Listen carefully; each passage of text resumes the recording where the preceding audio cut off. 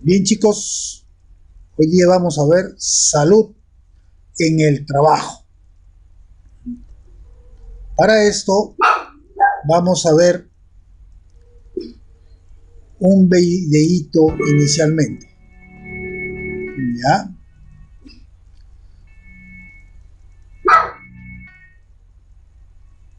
Curso, implementación de un sistema de gestión de seguridad y salud en el trabajo en base a la Ley 29783 y sus modificatorias.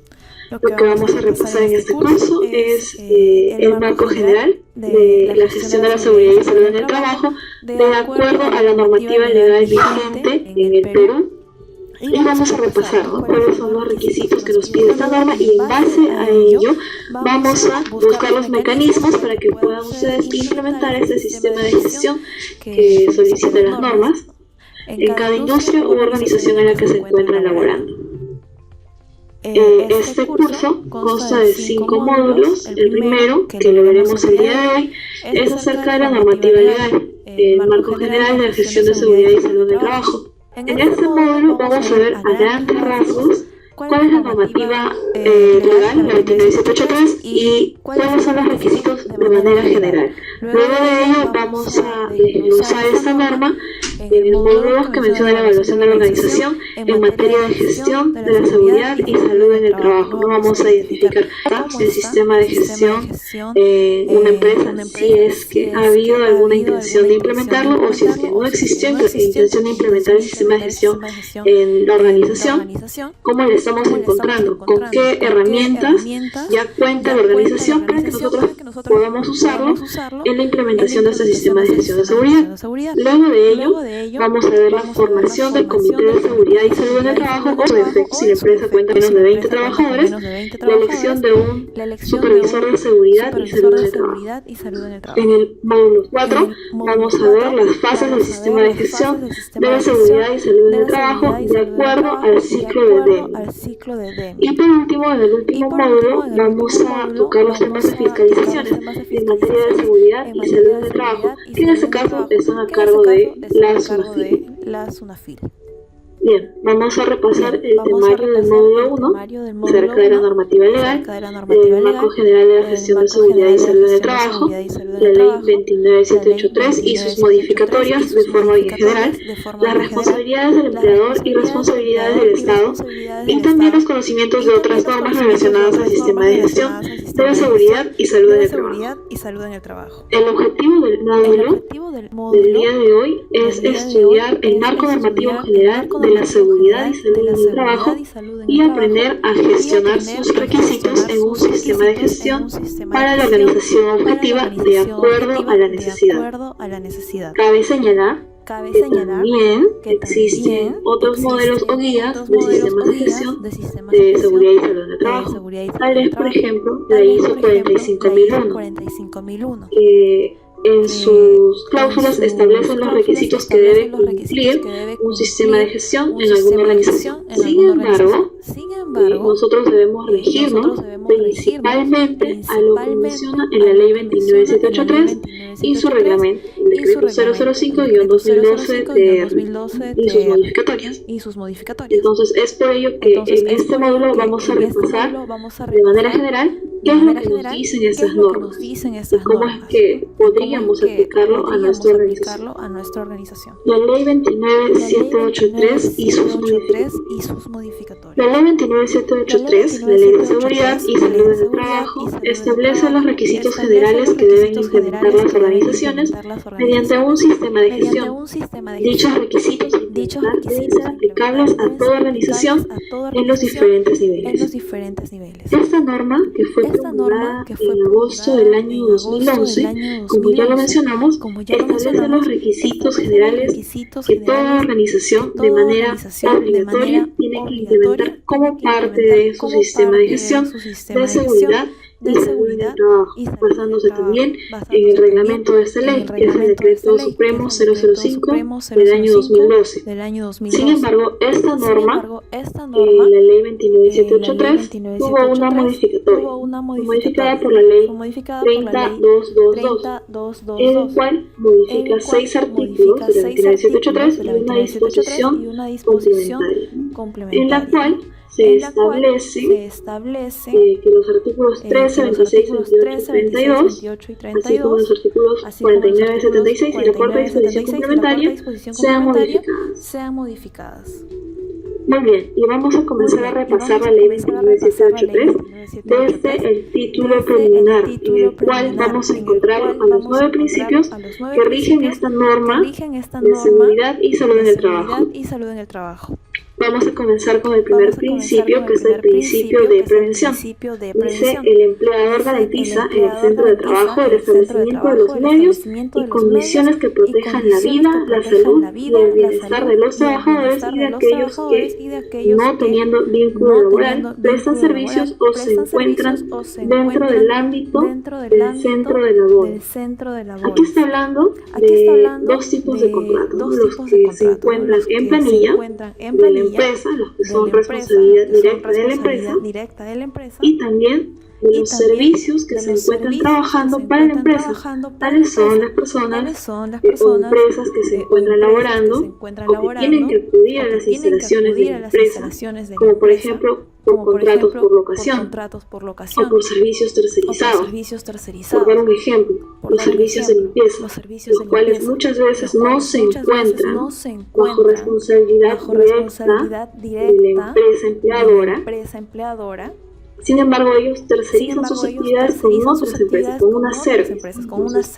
Este principio de prevención nos indica que cualquiera fuera el tipo de contrato que tiene la persona que se encuentra en el centro de labores, el empleador, el dueño de esta organización, o mejor dicho, la alta dirección, tiene la responsabilidad de proteger la vida, la salud y el bienestar de estos trabajadores. Dice: teniendo vínculo laboral, que prestan servicios o se encuentran dentro del ámbito del centro de labores, es decir, se encuentran dentro de la organización. Y también menciona que deben considerar factores sociales, laborales y biológicos diferenciados en función del sexo, incorporando la dimensión del género en la evaluación y prevención de los riesgos en la salud laboral. Es decir, tenemos que identificar cuáles son los riesgos a los cuales estarían expuestos estas personas dependiendo de los factores que puedan o deban considerarse. Por ejemplo, que nos mencionan en función al sexo,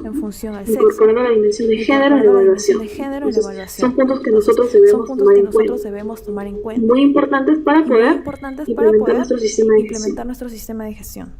El segundo principio se denomina principio de responsabilidad y dice lo siguiente: el empleador asume las implicancias económicas, legales y de cualquier otra índole a consecuencia de un accidente o enfermedad que sufra el trabajador en el desempeño de sus funciones o a consecuencia de él, conforme a las normas vigentes.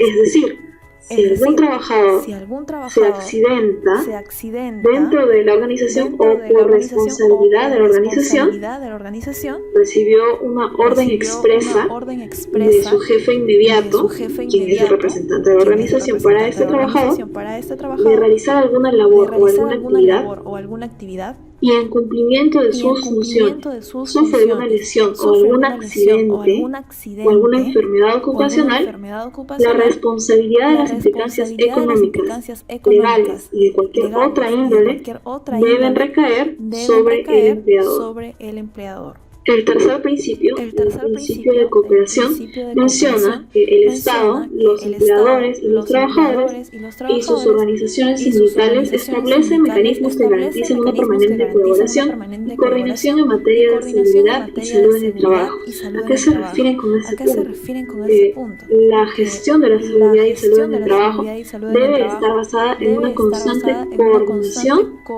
tanto con el empleador como con los empleados. Debe haber una comunicación eficaz para que este sistema de gestión pueda funcionar.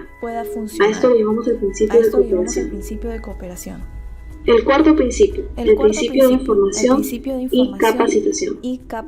Menciona que las organizaciones sindicales y los trabajadores reciben del empleador una oportuna y adecuada información y capacitación preventiva en la tarea a desarrollar, con énfasis en lo potencialmente riesgoso para la vida y la salud de los trabajadores y su familia.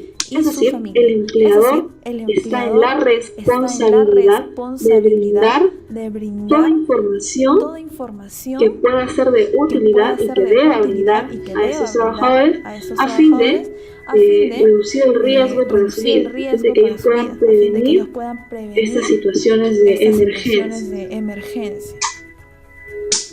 El principio de gestión integral, que es el principio número 5, menciona que todo empleador promueve e integra la gestión de la seguridad y salud en el trabajo a la gestión general de la empresa. Es decir, el sistema de gestión de seguridad y salud en el trabajo no puede ser un sistema de gestión aparte que la empresa debe tener. Este sistema de gestión debe ser absorbido por parte de la empresa, debe ser integrada a la gestión general de la empresa. Y acá vemos un punto importante. Eso implica también la participación de la alta dirección. Tiene que estar al tanto y preocuparse por este sistema, que por cierto es muy importante para que la empresa pueda seguir laborando. El principio número 6, el principio de atención integral de la salud, menciona que todos los trabajadores que sufran algún accidente de trabajo o enfermedad ocupacional tienen derecho a las prestaciones de salud necesarias y suficientes hasta su recuperación y rehabilitación, procurando su reinserción. Es decir, el empleador debe asumir la responsabilidad de prestar la atención de salud pertinente a todo aquel trabajador que sufra un accidente o una enfermedad ocupacional, hasta que ese trabajador esté completamente rehabilitado y pueda reinsertarse en sus labores, que es lo que se espera. Por eso menciona procurando su reinserción laboral. El principio de consulta y participación, el número 7, menciona que el Estado promueve mecanismos de consulta y participación de las organizaciones de empleadores y trabajadores más representativos y de los actores sociales para la adopción de mejoras en materia de seguridad y salud en el trabajo. Y con eso estamos viendo un punto muy importante, que es la organización de los comités de seguridad y salud en el trabajo, o en su defecto del supervisor de seguridad y salud en el trabajo. Puesto que los integrantes del Comité de Seguridad y Salud del Trabajo, y la mitad de estos integrantes, forman parte de los empleados. Y el Comité de Seguridad y Salud del Trabajo tiene una participación importante e indispensable en la gestión de la seguridad y salud del trabajo. Entonces, de esta forma, se garantiza la consulta y participación por parte de los trabajadores a través de sus representantes, o en su defecto, con un comité de seguridad, del supervisor de seguridad y salud del trabajo, que también es elegido por los trabajadores de la organización. El octavo principio es el principio de la primacía de la realidad, que menciona que los empleadores, los trabajadores y los representantes de ambos y demás entidades públicas y privadas responsables del cumplimiento de la legislación en seguridad y salud en el trabajo brindan información completa y veraz sobre la materia. De existir discrepancia entre el soporte documental y la realidad, las autoridades optan por lo constatado en la realidad, es decir, todo lo que nosotros documentamos en nuestros registros o en otro documento tiene que ser lo que nosotros podemos encontrar en la realidad. Y el último principio, que es el principio de protección, menciona que los trabajadores tienen derecho a que el Estado y los empleadores aseguren condiciones de trabajo dignas que les garanticen un estado de vida saludable física, mental y socialmente continua. Dichas condiciones deben propender a que el trabajo se desarrolle en un ambiente seguro y saludable y que las condiciones de trabajo sean compatibles con el bienestar y la dignidad de los trabajadores y ofrezcan posibilidades reales para el logro de los objetivos personales de los trabajadores. Es decir, los trabajadores están deben estar protegidos tanto por los empleadores quienes deberían asegurar o deben asegurar las condiciones de trabajo en el ambiente laboral, también están protegidos por el Estado, quien debe cumplir con su rol fiscalizador de poder verificar que las condiciones de trabajo en los centros laborales sean las adecuadas y pueda cumplir con todo lo que se establece dentro de esta normativa legal. Las disposiciones generales de la Ley de Seguridad y Salud en el Trabajo en el título 1 mencionan que esta ley tiene como objetivo promover una cultura de prevención de riesgos laborales en el país. Y la pregunta es, ¿cuál es el ámbito de aplicación de esta norma, de la Ley 29783? Y bueno, tenemos que nos menciona que el ámbito de aplicación es para el sector privado en referencia a producción y servicios, las organizaciones del sector público y también dentro del ámbito de aplicación de esta ley están las Fuerzas Armadas y la Policía Nacional. Es decir, todas estas organizaciones, sean privadas del Estado o de las Fuerzas Armadas y Policía Nacional, deben implementar un sistema de gestión de seguridad y salud en el trabajo cuyo alcance debe ser a todas sus actividades. Vamos a repasar ahora la Política Nacional de Seguridad y Salud en el Trabajo en el título 2. Menciona que una política es una declaración de compromiso escrito por parte de una organización en el que se establece el cumplimiento de dicho documento. Recordemos eso, ¿no? Una política es la declaración de un compromiso. Una organización o alguna entidad se compromete a cumplir con lo establecido en este documento.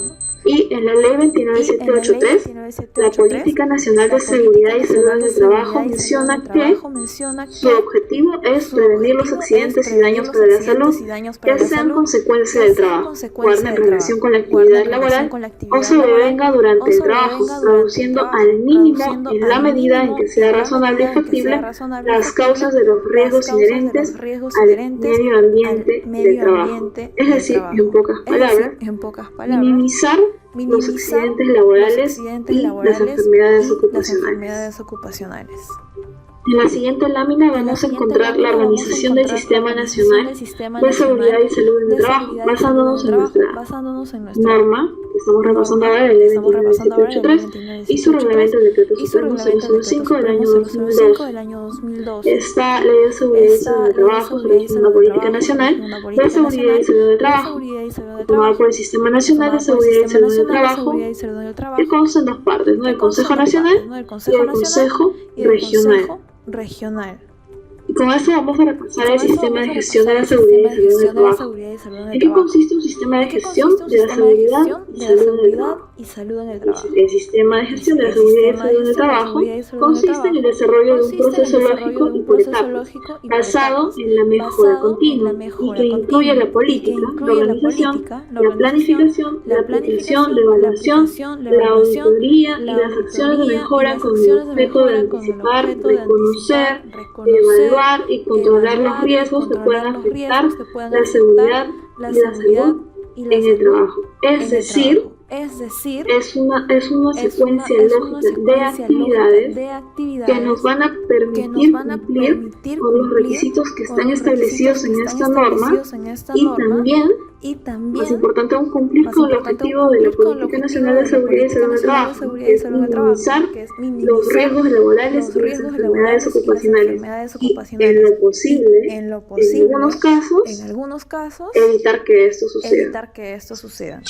Como se menciona, nuestro sistema de gestión debe ser basado en la mejora continua. Para ello vamos a graficar un ejemplo con el ciclo de Deming, el ciclo de la mejora continua, que tiene cuatro etapas: planificar, hacer, verificar y actuar. Y luego de haber terminado con la cuarta etapa, vamos a volver a la etapa número 1, que es la planificación, pero después de haber revisado todo nuestro sistema de gestión en la cuarta etapa.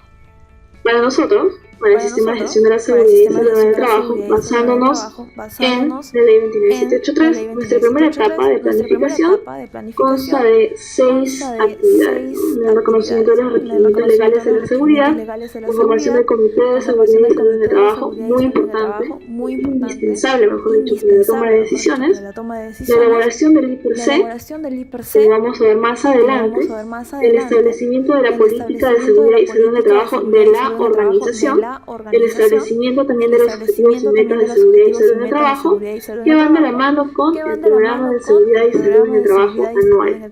Luego de ello vamos a pasar a la siguiente etapa, que es hacer, en el cual vamos a encontrar la estructura y la responsabilidad de nuestro sistema de gestión de seguridad, el entrenamiento y la concientización, la comunicación por parte del empleador a los empleados y de forma viceversa, pues que vamos a gestionar las comunicaciones en este sistema de gestión, la implementación de los registros en nuestro sistema de gestión de seguridad, el control de documentos, el establecimiento de los controles operacionales y por último la preparación y respuesta a emergencias. Luego pasamos a la siguiente etapa, que es la verificación, en la cual vamos a evaluar nuestro sistema de gestión mediante las auditorías internas, el establecimiento de las no conformidades, el seguimiento y medición del desempeño, la verificación del cumplimiento legal, que es muy importante, el control de los registros y la investigación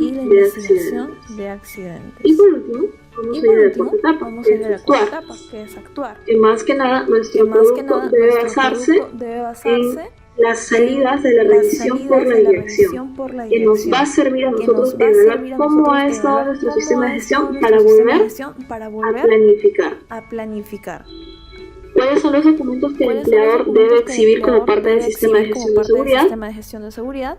En principio, la política y los objetivos en materia de seguridad y salud en el trabajo. Debo de tenerlos de forma documentada y exhibirlos en un lugar visible. Puede estar en el periódico ambular de la oficina, por ejemplo, publicado, o en alguna parte del interior de la organización.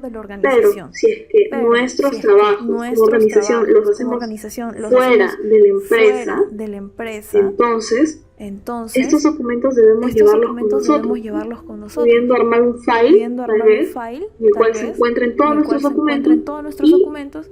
Y parte importante de esta documentación, la política y los objetivos en materia de seguridad y salud en el trabajo.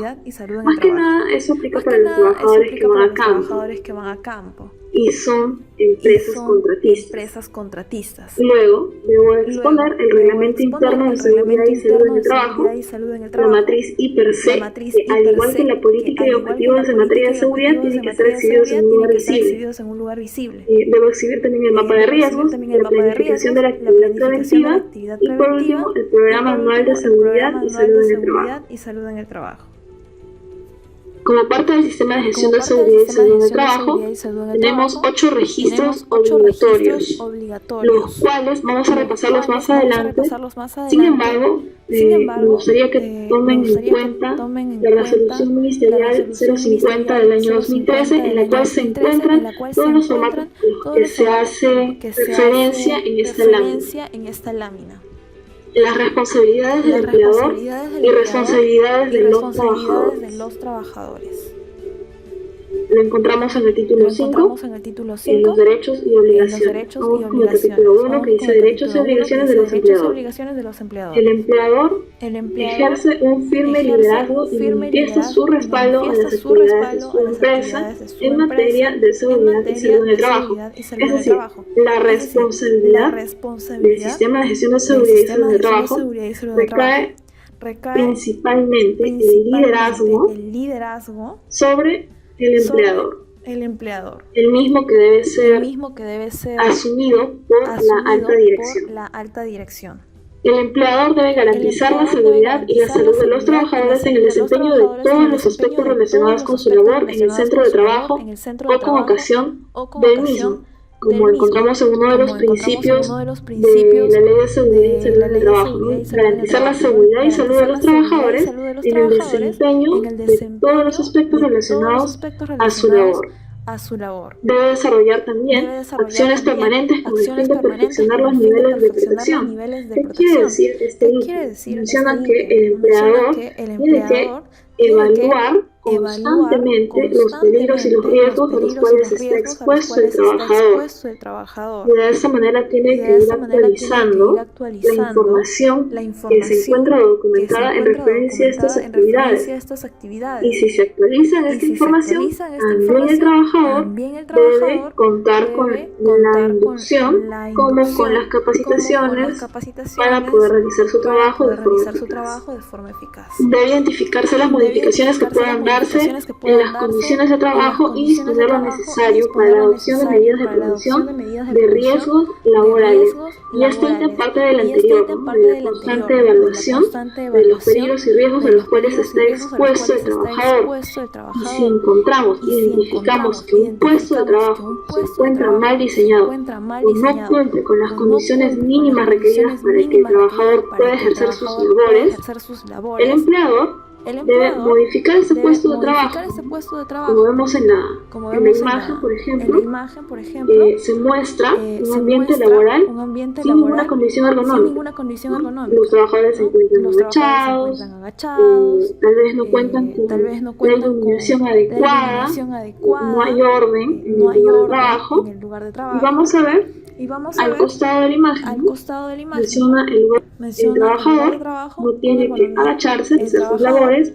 En lugar de trabajar en estas condiciones, podría minimizar los riesgos de sufrir un accidente o de causarle alguna enfermedad ocupacional. El empleador debe practicar exámenes médicos ocupacionales a los trabajadores antes, durante y al término de la relación laboral, acordes con los riesgos de exposición y de acuerdo con lo establecido en la normatividad nacional vigente. Toda persona que ingresa a trabajar a un centro de labores debe contar con su examen médico ocupacional de ingreso, de acuerdo a las actividades que va a realizar en este centro de labores. Luego de ello, existen exámenes ocupacionales periódicos, los cuales, dependiendo del trabajo que realiza el empleado, puede ser una frecuencia de 1 año o 2 años. Y por último, a solicitud del trabajador, la empresa deberá realizar los exámenes médicos ocupacionales. ¿Y a qué nos referimos con esto? A solicitud del trabajador. Que cuando existe una desvinculación laboral, el empleador no está obligado a realizar un examen médico ocupacional de salida, solamente si es que es parte de su sistema de gestión el realizarlo, o si el trabajador lo solicita. Garantizar que las elecciones de los representantes de los trabajadores se realicen a través de las organizaciones sindicales y en su defecto a través de las elecciones democráticas. No todas las empresas tienen organizaciones sindicales. Sin embargo, para las organizaciones que cuentan con sindicatos, quienes deben gestionar las elecciones de los representantes de los trabajadores, es decir, del Comité de Seguridad, son los sindicatos, el sindicato mayoritario, o con más representatividad en la empresa. Pero en su defecto, si la empresa no cuenta con un sindicato, quien debe asumir la dirección de las elecciones de los representantes de los trabajadores es la gerencia de recursos humanos de la empresa, que debe convocar a los trabajadores a una elección, debiendo ser democrática y totalmente transparente. Pero si la organización cuenta con menos de 20 trabajadores, entonces, de igual forma, la organización, la empresa, debe garantizar que los trabajadores elijan a su representante, es decir, a un supervisor de seguridad y salud en el trabajo. Debe garantizar que los trabajadores elijan a su representante, mediante es decir, elecciones a un democráticas. supervisor de seguridad y salud en el trabajo. Garantizar el real y efectivo trabajo del Comité Paritario de Seguridad y Salud en el Trabajo, asignando los recursos necesarios. El Comité de Seguridad y Salud en el Trabajo o el Supervisor de Seguridad son actores importantes del sistema de gestión de seguridad y salud en el trabajo. Es por ello que el empleador tiene que garantizar que este comité o este supervisor de seguridad y salud en el trabajo pueda trabajar y también que tenga los conocimientos necesarios para poder gestionar. En los módulos siguientes vamos a ver cuáles son las funciones del comité de seguridad y salud en el trabajo o el supervisor de seguridad. En los módulos siguientes vamos a ver cuáles son garantizar oportuna y apropiadamente capacitación y entrenamiento en seguridad y salud en el centro y puesto de trabajo o función específica. El empleador está en la obligación de capacitar a los trabajadores para que cumplan con sus funciones a las que han sido asignadas. Podrían ser estas capacitaciones generales y específicas, de acuerdo al puesto de trabajo. Por ejemplo, a un trabajador administrativo podemos brindarle capacitaciones en economía, como a un trabajador de una metalmecánica podríamos brindarle capacitaciones específicas como trabajos de soldadura, teniendo en cuenta los requisitos de seguridad y salud del trabajo, los derechos y obligaciones de los trabajadores. Dice, todo trabajador tiene derecho a comunicarse libremente con los inspectores de trabajo, aún sin la presencia del empleador. Es decir, si en algún momento necesita personal de la SUNAFIL, de la empresa, los trabajadores pueden comunicarse libremente con estos inspectores sin tener autorización por parte del empleado. Ese es un derecho del trabajador. También menciona que los trabajadores o sus representantes tienen la obligación de revisar los programas de capacitación y entrenamiento y formular las recomendaciones al empleador con el fin de mejorar la efectividad de los mismos. Y esta revisión de sus programas se realiza también a través de los representantes de los trabajadores, es decir, a través del supervisor de seguridad o del comité de seguridad. En la siguiente lámina vamos a seguir encontrando los derechos de los trabajadores de acuerdo a la normativa legal, en el que menciona, como ya lo habíamos explicado, que todo trabajador tiene derecho a comunicarse libremente con los inspectores de trabajo, aún sin la presencia del empleador. Los trabajadores, sus representantes o miembros de los comités o comisiones de seguridad y salud ocupacional están protegidos contra cualquier acto de hostilidad y otras medidas coercitivas por parte del empleador que se originen como consecuencia del cumplimiento de sus funciones en el ámbito de seguridad y salud en el trabajo. Los representantes de los trabajadores no deberían verse influenciados por el empleador para que no cumplan con sus funciones. Esa es la protección que brinda el Estado peruano para que pueda funcionar el Comité de Seguridad y Salud del Trabajo o de Supervisión en su defecto, de acuerdo a lo establecido en la norma legal. Los trabajadores tienen derecho a ser transferidos en caso de accidente de trabajo o enfermedad ocupacional a otro puesto que implique menos riesgo para su seguridad y salud, sin menoscabo de sus derechos remunerativos y de categoría. Es decir, si el trabajador, en cumplimiento de sus funciones, sufre un accidente de trabajo o alguna enfermedad ocupacional que le impida volver a su puesto de trabajo, el empleador debe reubicar a este trabajador en algún otro puesto de trabajo que no implique riesgo para su salud y además no debe implicar perjuicios remunerativos ni de categoría, es decir, los niveles jerárquicos en la empresa. Este trabajador no debe verse afectado. Los trabajadores, cualquiera sea su modalidad de contratación, que mantengan vínculo laboral con el empleador o con contratistas, subcontratistas, empresas especiales de servicios o cooperativas de trabajadores o bajo modalidades formativas o de prestación de servicios, tienen derecho al mismo nivel de protección en materia de seguridad y salud en el trabajo.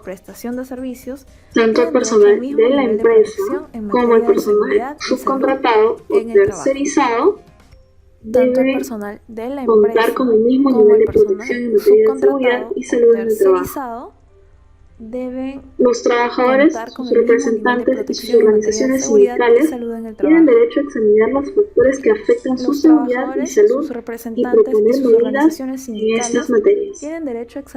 Los representantes de los trabajadores tienen acceso a la información del sistema de gestión de la seguridad y salud del trabajo y también como parte de sus funciones, que lo vamos a repasar en los siguientes módulos, podemos encontrar las inspecciones de trabajo o la revisión de los peligros y riesgos a los cuales se encuentran expuestos los trabajadores. Entonces, de acuerdo al análisis que ellos realicen, los representantes de los trabajadores, pueden proponer medidas para poder mejorar la gestión en este caso de la seguridad y salud en el trabajo y el puesto de trabajo para poder mejorar en la propia gestión.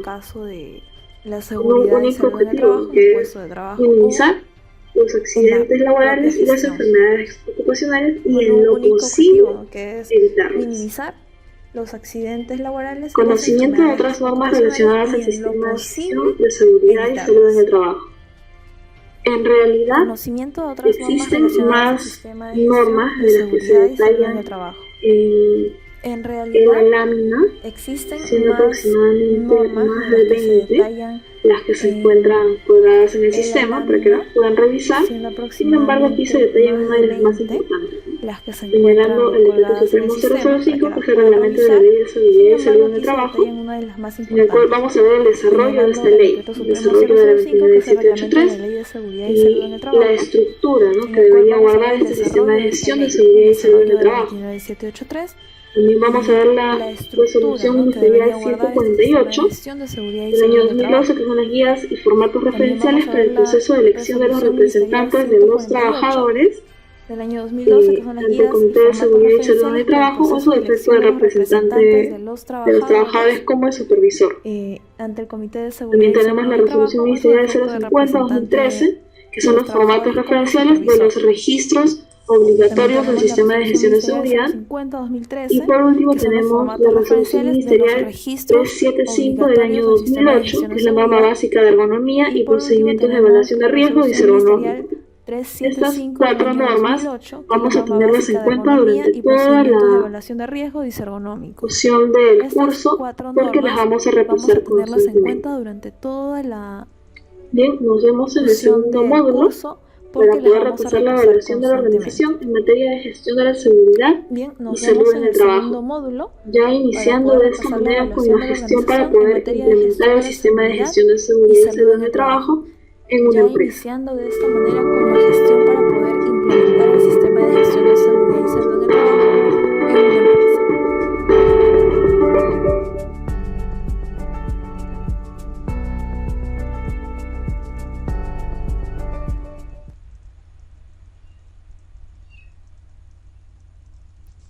Bien, tenemos ahora un video de la SUNAFIL. ¿Qué establece la SUNAFIL? Bienvenidos al curso virtual La Inspección Laboral en el Sector Construcción. Mi nombre es Flor Cruz Rodríguez, soy la intendenta de Lima Metropolitana y hoy abordaremos el tema condiciones mínimas de seguridad y salud en el trabajo en el sector construcción. Recordemos el marco legal vigente en materia de seguridad y salud en el trabajo. Tenemos la Ley 29783, que es la Ley de Seguridad y Salud en el Trabajo, y su reglamento, el Decreto Supremo 005-2012-TR, igual con su modificatoria. La última, el Decreto Supremo 001-2021-TR. Asimismo, tenemos el Decreto Supremo 011-2019-TR, que es el Reglamento de Seguridad y Salud en el Trabajo en el sector construcción, y el Reglamento Nacional de Edificaciones, la norma técnica G050, seguridad durante la construcción. Asimismo, no debemos perder de vista la resolución ministerial 375-2008-TR, que es la norma básica de economía y del procedimiento de evaluación del riesgo vicergonóstico. Y por otro lado, tenemos justamente en este estado de emergencia sanitaria la resolución ministerial 1275-2021 MINSA, que aprueba la directiva administrativa 321 MINSA DGISEP 2021, que es la directiva administrativa que establece las disposiciones para la vigilancia, prevención y control de la salud de los trabajadores con riesgo a exposición del SARS-CoV-2. Recordemos que la SUNAFIL es el ente rector del sistema de inspección del trabajo y por tanto promueve, fiscaliza y supervisa el cumplimiento de la normativa sociolaboral y de seguridad y salud del trabajo. Adicionalmente brinda asesoría técnica, realiza investigaciones y propone la emisión de normas sobre dicha materia. La Ley de Seguridad y Salud en el Trabajo tiene un principio fundamental, un objetivo que indica justamente la promoción de la cultura de prevención. A través de este principio de prevención obliga a cada empleador a garantizar en los centros de trabajo condiciones seguras y saludables para sus trabajadores, y no solamente para ellos, sino para todos los trabajadores que laboran dentro del centro de trabajo en donde este empleador tiene su influencia. Es decir, estamos hablando de los trabajadores de los contratistas, subcontratistas, los practicantes o modalidades formativas, los proveedores, los visitantes en general. Debe asegurar que ese ambiente de trabajo sea seguro y saludable para todos ellos. Pero en esta cultura de prevención tenemos tres actores importantes. No solamente la ley le otorga el carácter de obligación al empleador, sino participa en esta promoción de la cultura de prevención el actor importante que es el trabajador. Sí, la participación tuya como un trabajador es importante para cumplir también los estándares, para participar en las capacitaciones, para a través de tu comité de seguridad y salud aprobar justamente los documentos que contienen el sistema de gestión. Y por otro lado, un actor muy importante es el Estado, es decir, nosotros, SUNAFIL, que a través de la prevención también, como este mecanismo de imposición de la normativa, contribuimos a esa cultura de prevención, en la parte de prevención como en la fiscalización del cumplimiento de estas normas.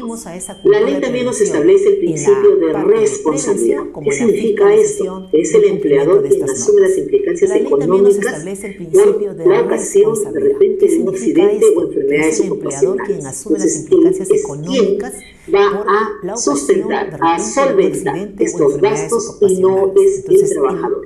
Incluso esta responsabilidad económica es justamente el empleador quien realiza el costo de toda la implementación del sistema de gestión, entre ellos, por ejemplo, la dotación de los equipos de protección personal, entre otros.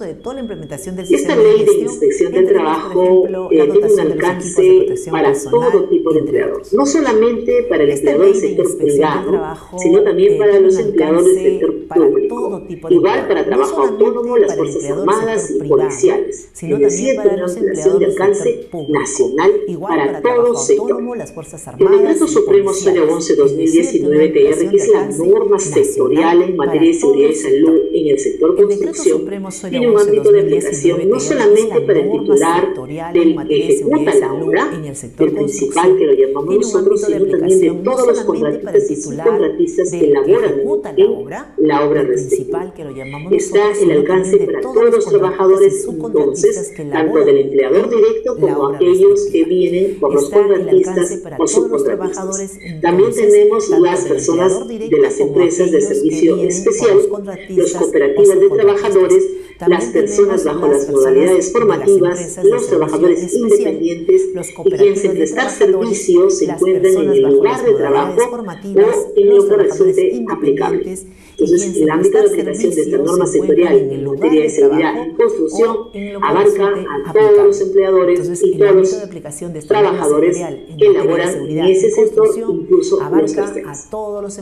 La resolución ministerial 251-2021 nos indica la ley lista de actividades del sector construcción a las que resulta aplicable justamente este Decreto Supremo 011-2019-TR, que vuelvo a repetir, la norma sectorial en seguridad y salud en la construcción. ¿Y que aquellas actividades? ¿Cuáles son esas? Bueno, vamos a enumerar. Por ejemplo, tenemos la construcción de edificios, incluidos edificios prefabricados de diferentes materiales. La construcción de carreteras y líneas de ferrocarril. Construcción de proyectos de servicio público. La construcción de otras obras de ingeniería civil. La demolición, preparación del terreno, instalaciones eléctricas, instalaciones de funeraria, calefacción y aire acondicionado, otras instalaciones para obras de construcción, terminación y acabado de edificios y otras actividades especializadas de construcción. Adicionalmente, en estas actividades principales están también las actividades conexas de construcción, como por ejemplo el servicio de comedores, campamentos, vigilancia, entre otros, los servicios generales, los servicios médicos, los servicios de topografía en el proceso de construcción y actividades de otro tipo de gestión de servicios en el proceso de construcción. ¿Y cuáles son las obligaciones de ese empleador en una obra de construcción civil? Primero, que ya lo dijimos, el principio de responsabilidad, él asume los costos relacionados a la seguridad y salud en el trabajo en ese marco de la implementación del sistema de gestión. También tiene la obligación de comunicar a los trabajadores sobre los riesgos y medidas de control que se usan o que se han adoptado en este centro de trabajo a través de medios de comunicación idónea. No solamente dicen ya comuniqué, sino que también debe verificar que esa comunicación ha sido efectiva y que no ha decepcionado al trabajador. Y lo que debe hacer que en esa comunicación debe utilizar un lenguaje preciso, claro y comprensible para ellos. Permitir también el ingreso de visitantes de conformidad con el procedimiento de autorización de visitas.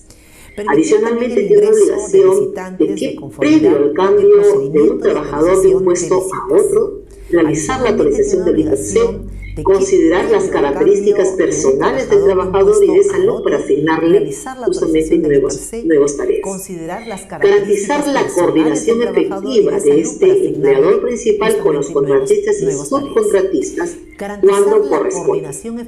El establecer un protocolo para la interrupción de actividades en caso de riesgo grave e inminente. Podemos de riesgo grave e inminente cuando puede estar en inminencia justamente la causa de un accidente de trabajo que pueda lesionar a un trabajador.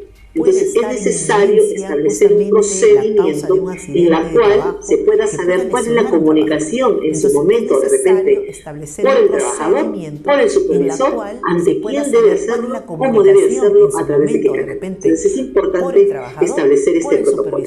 Igualmente, dotar a los trabajadores que laboran en la obra de construcción civil el equipo de protección personal adecuado, suficiente, a las características de cada trabajador. Es importante indicar que las asignaciones distintas al puesto de trabajo, el empleador debe vigilar y debe verificar que ese trabajador esté relacionado, tenga las competencias suficientes para asignarle los trabajos y para poder desarrollar de esa forma, de manera segura y saludable, y evitar accidentes de trabajo. Derechos de los trabajadores. Muy bien, hemos listado algunas obligaciones de los empleadores, pero es importante que en este sistema de gestión, en este cumplimiento de las normas de seguridad y salud del trabajo, el trabajador también tiene un rol importante. Tiene derechos, como también tiene obligaciones. Pero repasemos sus derechos. ¿Cuáles son sus derechos? Participar activamente en la definición y mantenimiento de las condiciones seguras y procedimientos de trabajo seguro que sean aprobados en la obra. Recibir información clara y suficiente de los peligros existentes en las tareas y los puestos de trabajo. Los resultados de las evaluaciones de los riesgos y las medidas de control del puesto de trabajo asignado. cuáles son esas medidas, quién lo va a ejecutar, tiene que estar constantemente capacitado y entrenado para ello. Acceder a todos los resultados de sus exámenes médicos ocupacionales que se hayan realizado, así como su historia clínica ocupacional completa. Debe ser informado si no sería una infección. Resguardar también de forma confidencial y en condiciones adecuadas toda la información relacionada a su salud. Ese es su derecho a la confidencialidad de su salud. Conocer los mecanismos de comunicación con el personal encargado de la vigilancia de salud, es decir, saber quién es el mecanismos de comunicación con el personal encargado de la vigilancia, a través de qué medio se va a comunicar, de repente informar alguna situación de estado de salud, o en este contexto de COVID, de repente que está con algunos síntomas. Es importante entonces tener claro y conocer ese canal de comunicación.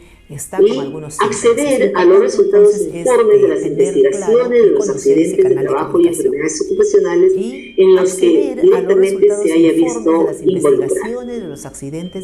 Nos toca hablar ahora de un organismo paritario importante que es necesario en la implementación adecuada de un sistema de gestión de seguridad y salud del trabajo. ¿De quién hablamos? Del Comité de Seguridad y Salud en el Trabajo y un supervisor que en el caso de construcción civil tiene una norma sectorial, una norma especial donde indica justamente cómo se va a organizar ese comité. Primero conocemos que la Ley de Seguridad y su reglamento ha establecido que todo empleador que cuenta con 20 o más trabajadores deben contar con un comité de seguridad. Y si tienen menos de 20, pues un supervisor de seguridad y salud en el trabajo. En el caso de construcción civil, indica la norma sectorial que en el caso de que el empleador tenga más de una obra, en cada obra debe justamente tener y contar un subcomité de seguridad y salud del trabajo o un supervisor, igual con los mismos lineamientos y estándares antes indicados. Es decir, si en una obra tengo 19, tendré un supervisor, y si en otra tengo 20, tendré un subcomité.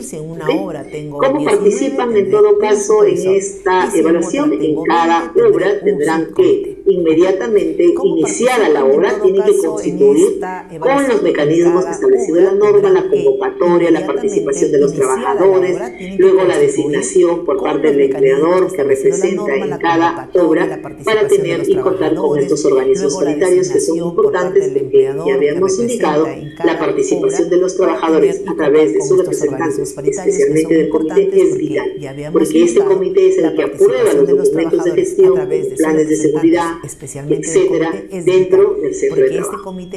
Asimismo, la norma en el caso de construcción civil ha determinado por la misma naturaleza de la construcción que no solamente a veces tenemos un empleador, sino varios empleadores, o sea, a través de los contratistas y subcontratistas, le ha indicado que el empleador principal debe establecer un comité técnico de coordinación en seguridad y salud del trabajo. Que nos indica que si dentro de los 30 días que ya tiene por lo menos 2 empleadores inician la obra en una construcción, inmediatamente debe instalarse este comité de coordinación SST.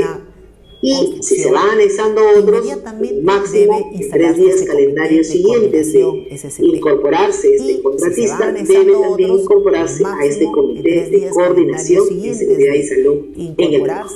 Recordemos que una adecuada coordinación en estas empresas van a tener que afinar justamente estos estándares, estos planes y programas que se desarrolla el principal y que deben adecuarse, y siempre canales de comunicación efectiva van a determinar el éxito de la implementación de ese sistema de gestión.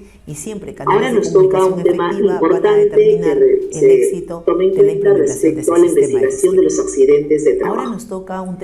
Todo el empleador está obligado a investigar los accidentes de trabajo, todos los accidentes e incidentes de trabajo, tanto accidentes como enfermedades ocupacionales, asegurando la implementación de medidas correctivas para que se establezcan como resultado justamente de esa investigación. Es decir, se establece la investigación, la red de causalidad, por qué se ocasionó el accidente y se adoptan medidas correctivas eficaces para que esto no vuelva a ocurrir. Si ha sido un accidente incapacitante que causó una lesión, pues justamente lo que se quiere con estas medidas correctivas es que no ocurra nuevamente otra lesión y otro perjuicio a otro trabajador. Igualmente la norma nos indica que en el caso de investigación de accidente mortal se tendrá que establecer una comisión investigadora especial para analizar este accidente mortal. Hay que recordar, señores, que tiene una obligación importante. En el caso de que suceda un accidente mortal, el empleador tiene 24 horas de suceder el hecho de notificar ante la autoridad administrativa la ocurrencia de ese accidente mortal, si no harían una infracción administrativa. Otro tema importante dentro del sistema de gestión que nos indica la norma sectorial de construcción es el plan de seguridad y salud del trabajo de la obra. ¿De quién es la obligación? Es del empleador principal. Él es el responsable de implementar y garantizar el cumplimiento justamente de este plan de trabajo. Y los contratistas y subcontratistas de la obra, en esta obra deben alinearse a los estándares justamente que ha dispuesto este plan de seguridad y salud del trabajo. Igualmente, los jefes inmediatos de los trabajadores ejecutan los mecanismos de supervisión y control para que lo que esté planificado se ejecute. Hay veces que tenemos planes muy bien elaborados, ¿no? Con objetivos, con indicadores, con propuestas, sin embargo, en la realidad no se ejecuta. Es importante que lo que se planifique en el documento también se instaure y se aplique y se ejecute en el día a día de la construcción, porque justamente este es un instrumento de gestión que ayuda a desarrollar labores, actuaciones, capacitaciones, por ejemplo, medidas de adquisición de equipos, de maquinarias, etcétera, que permiten tener un entorno seguro y saludable. Entonces, este plan de seguridad y salud de trabajo, que también es aprobado por el Comité de Seguridad, debe estar disponible en la obra para los trabajadores. En este plan también deben incluir los costos del presupuesto que incluso está en la elaboración del plan. ¿Qué son condiciones y medio ambiente de trabajo?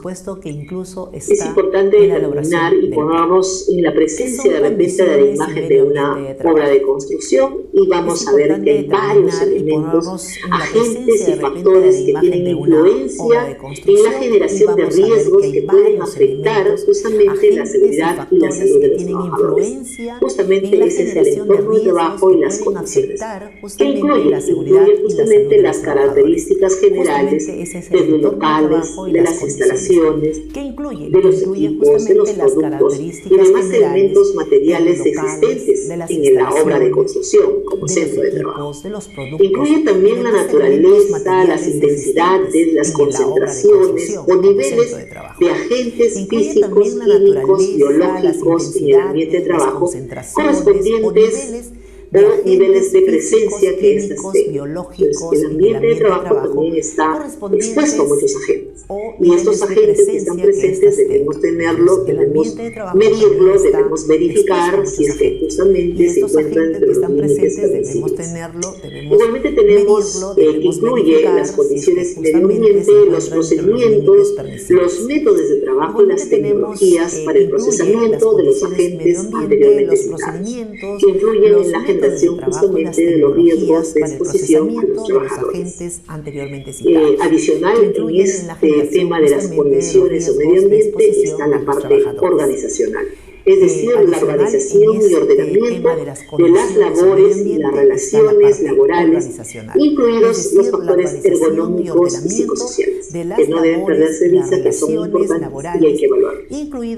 ¿Cuáles son esas condiciones mínimas de seguridad y salud del trabajo que el empleador debe tener presente, evaluar? Porque, como recordemos, el principio de prevención de la Ley de Seguridad y Salud nos indica que es el empleador quien garantiza un ambiente de trabajo seguro y saludable. Estamos hablando de un trabajo decente, en condiciones óptimas, en donde se han adoptado medidas de control eficientes y eficaces bases para que se eviten los accidentes de trabajo y las enfermedades ocupacionales. Entonces, es necesario que el empleador establezca condiciones mínimas para dar ese ambiente adecuado al trabajador y en el desempeño de sus funciones no sea lesionado o no de repente tenga una enfermedad ocupacional. Una de las cosas presentes en este estado de emergencia sanitaria que nos lleva es justamente un agente biológico llamado SARS-CoV-2, que a la fecha ha ocasionado la pérdida de muchas personas, familiares, incluso vuestros, nuestros y en general amigos, compañeros de trabajo. Por eso es importante que el empleador que garantiza un ambiente seguro y saludable también adopte las medidas y condiciones necesarias para prevenir que este contagio sea masivo a los trabajadores. Y debe implementar entonces acciones preventivas en las zonas de control previo, de control de desinfección y control de vestuarios y en las zonas de trabajo. Allí es donde debe enfocar también su cuidado y adoptar medidas adecuadas para este tema en cuanto a contagio. Para ello debe tener en cuenta la resolución ministerial 1275-2021 MINSA, que establece pues 7 disposiciones, ¿no? La primera disposición es asegurar la ventilación en los centros de trabajo. Hay que identificar esas zonas en donde de repente tengan deficiente ventilación para crear espacios para ver ventilación preferentemente natural, sino incluir alguna ventilación forzada a efectos de que ese ambiente justamente cumpla con esa finalidad de ventilación adecuada para evitar el contagio. Otra disposición que nos establece esta resolución ministerial es la evaluación de la condición del trabajador previo al regreso al centro de trabajo, ¿no? Hay que tener en cuenta de que de repente hay algunos trabajadores que han estado en casa y van a retornar, entonces hay que tener las evaluaciones, la ficha epidemiológica en la cual podamos ver en qué condiciones está realizando ese trabajador.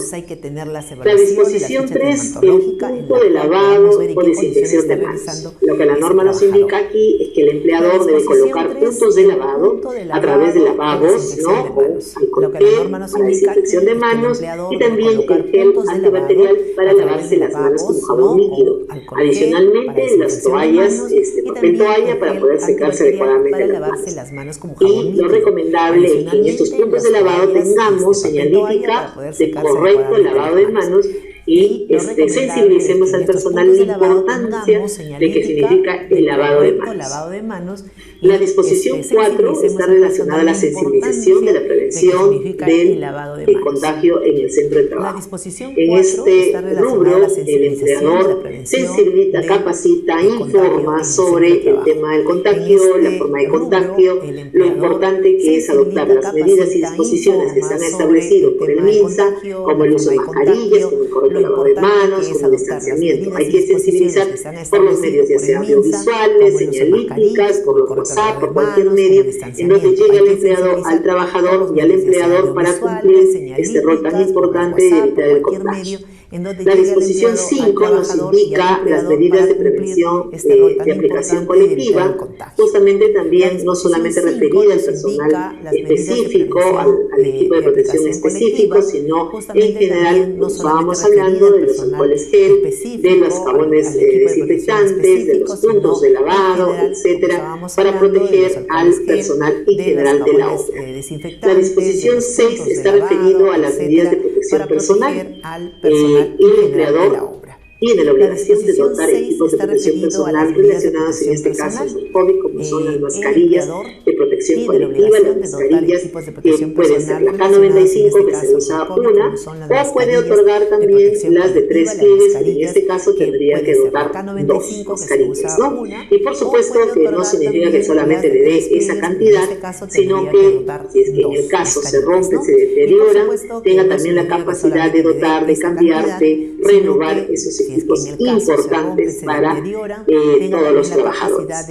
Y la disposición 7, en el caso de la resolución que estamos abordando, la 1275-2021, está establecida en la vigilancia de la salud del trabajador en el contexto COVID, ¿cierto? Cada entidad tiene que tener un personal de salud que esté en constante vigilancia, monitoreo, tanto de las personas que puedan ser contagiadas para hacer su seguimiento y evolución, como también en los casos en que todavía no está detectado y que son sospechosos, para poder tomar las medidas adecuadas para evitar el contagio. El empleador también dispone y garantiza el lugar de trabajo, es decir, el ambiente en el que desarrolla justamente las labores. Y los diferentes puestos, ¿no? Como tenemos áreas distintas en la obra de construcción, como área de dirección y administración, que son las oficinas, las áreas de servicios o estándares de higiene ocupacional que los llamamos, que son los vestuarios, servicios higiénicos, también las áreas de parqueo de las maquinarias cuando llegan justamente a dejar de repente algún material, el área del almacenamiento de las herramientas y equipos manuales, el almacenamiento de combustibles y lubricantes, el cual debe estar señalizado, identificado, rotulado, ¿no? También con los equipos de extinción adecuados, mantenidos vigentes. Entonces, cada área debe contar con medidas de seguridad convenientes y debidamente señalizadas. Igualmente, la instalación del suministro de energía y las instalaciones eléctricas provisionales, si bien son provisionales, no deben evadir los estándares, o sea, deben cumplir los estándares en cuanto al riesgo eléctrico para evitar justamente que cause algún problema de la salud eléctrico que pueda causar pues daño al trabajador, ¿no? El lugar de trabajo debe reunir las condiciones mínimas que garanticen nuevamente, y volvemos a repetir porque es muy importante que cale cada empleador, y también en el caso del trabajador que advierta alguna condición sobre estándar, informar inmediatamente para que el empleador adopte la medida correctiva e implemente las acciones correspondientes para evitar justamente que cause daño a los trabajadores. Continuando con los lugares de trabajo, también debe implementar en esta obra accesos y vías de circulación adecuados. En cualquier momento no estamos libres que nos pase algún sismo, algún desastre, alguna emergencia en donde las personas deban circular, a veces en estado de emergencia, de shock, y esos accesos deben estar en forma libre, sin obstáculos, debidamente señalizados para que el personal pueda también salir y evacuar. Pero también en el desarrollo normal del trabajo tiene que tener pues rutas peatonales de circulación adecuadas, acordes en el estándar mínimo que indica la norma, que es de 0,60 centímetros, de un espacio mínimo como vía de circulación para el traslado del personal. Igualmente debe haber vías, como decía, de evacuación, de salida de emergencia, y las zonas seguras en las obras de construcción civil. Acordemos que construcción civil tiene diferentes etapas, entonces tengamos siempre una mirada desde dónde está el trabajador y cuál sería la ruta más adecuada, más cercana, que esté libre, que esté señalizada de poder acceder a salir y evacuar en caso de emergencia. Para ello es importante la señalización. Una señalización que esté siempre permanentemente de repente renovada, porque en algunos casos de inspección hemos encontrado señalítica impresas de repente en papel bond, ¿no? Que no se visualizan, pequeñas en A4, que no llaman la atención y no cumplen la finalidad de la señalítica. La señalítica es dar una información adecuada, y tenemos una norma técnica justamente estandarizada sobre ello que nos indica el color, la forma, la dimensión y los tipos de señalítica que se deben usar. Entonces, como está estandarizado, es más sencillo picarlos y colocarlos adecuadamente para dar información adecuada, oportuna al trabajador o a los terceros, a los proveedores, a los practicantes que circulen en la obra. Adicionalmente, les recomiendo que tampoco saturar de señalítica en un lugar de trabajo, sino la adecuada y precisa. Porque si esa señalítica también está abarrotada de tanta información, simplemente la persona visualmente ya se bloquea. Igualmente, en un nivel de visión, pues que lo pueda ver el trabajador, a veces con señalítica muy alta, más de 2 metros, es imposible que el trabajador pueda advertir esa información. Entonces hay que colocar adecuadamente. Igual hay que medir la iluminación, la ventilación en las áreas de trabajo y los servicios de estándares de bienestar, estamos hablando de los estándares de higiene ocupacional, entre ellos los servicios higiénicos. Es importante recordar que hay un estándar de acuerdo a cantidad de trabajadores, cantidad de inodoros, de duchas, de lavatorios, de urinarios. Es una tablita que está justamente en la sección 50 y lo recomiendo, saliendo justamente acá, para recordarles que debe, de acuerdo al número de trabajadores, implementar y ir agregando conforme esto vaya aumentando. El empleador igualmente en este lugar de trabajo debe adoptar medidas de prevención y control de incendios. Adicional a crear una brigada, también debe disponer equipos de contraincendio, es equipos extintores, ¿no? Dependiendo del tipo de riesgo que se encuentra en exposición de incendio, para que estén adecuados, ventilados, ubicados, sin obstáculos, numerados, rotulados, con carga vigente, y además capacitar a su personal para el buen uso del mismo, ¿no? Es importante la señalítica de no fumar, más aún cuando tenemos en lugares donde hay almacenamiento de combustible. Acuérdense de las áreas de almacenamiento. Entonces, prevenir al personal con una adecuada señalítica y con la brigada y la capacitación en el uso correcto del mismo. Y, por supuesto, la atención de emergencias en caso de accidentes. La brigada debe estar capacitada en atender, en trasladar, en evacuar oportunamente y tratar a un paciente en estado de emergencia. Es importante indicar que en la norma G050 también tenemos el anexo 3, en esta del Decreto Supremo 011-2019 lo vuelve a tocar, en donde está el listado de los implementos del botiquín. Esto también igualmente hay que siempre reponerlo y estar al día en mantenimiento y adecuadamente ubicado para el momento que se necesite poder acceder a estos implementos. Vayamos a las protecciones colectivas que son importantes en la obra. Todo proyecto de construcción debe conservar el diseño e instalación justamente de mantenimiento de protecciones colectivas que garanticen la seguridad y salud de los trabajadores durante todo el proceso de construcción. Estas consisten en señalización, en redes de seguridad, en baranas perimetrales, en sistemas de línea de vida horizontal y vertical en trabajos de altura. Para trabajos simultáneos a diferente nivel de la instalación, mallas deben ser instaladas y mantenidas por personal competente, verificadas por un profesional colegiado antes de estar puestas en servicio. Acordémonos que estos trabajos en altura deben tener también permisos escritos de trabajo los PETARES para una verificación adecuada, un checklist de la implementación para que puedan desarrollar su trabajo de forma segura. Y tocamos el equipo de protección personal. Justamente en norma 050 ya nos establece cuáles son esos equipos de protección personal, que si bien son la última jerarquía de controles en las medidas de control, no sin ello también desmerecer la importancia y que el empleador dote estos equipos de protección personal adecuados al tipo de exposición que se encuentra, al riesgo expuesto en el puesto de trabajo y justamente garantizando y protegiendo todas las partes del cuerpo, ¿no?